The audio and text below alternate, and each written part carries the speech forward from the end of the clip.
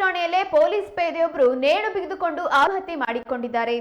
ಶಿವಮೊಗ್ಗದ ದೊಡ್ಡಪೇಟೆ ಠಾಣೆ ಪಕ್ಕದಲ್ಲಿರುವ ಪಶ್ಚಿಮ ಸಂಚರ ಪೊಲೀಸ್ ಠಾಣೆಯಲ್ಲಿ ಘಟನೆ ನಡೆದಿದ್ದು, ಆತ್ಮಹತ್ಯೆ ಮಾಡಿಕೊಂಡವರು police head constable Mohammed Zakriya ಎಂದು ತಿಳಿದು ಬಂದಿದೆ.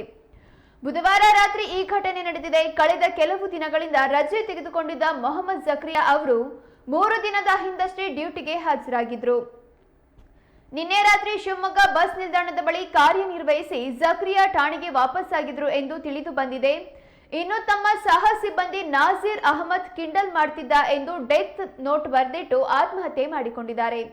ಘಟನೆಯ ಸುದ್ದಿ ತಿಳಿಯುತ್ತಿದ್ದಂತೆ ಪಶ್ಚಿಮ ಸಂಚಾರ ಪೊಲೀಸ್ ಠಾಣೆಗೆ ಶಿವಮೊಗ್ಗದ ಎಸ್ಪಿ ನಿಖಿಲ್ ಭೇಟಿ ನೀಡಿ ಪರಿಶೀಲನೆ ನಡೆಸಿದ್ದಾರೆ.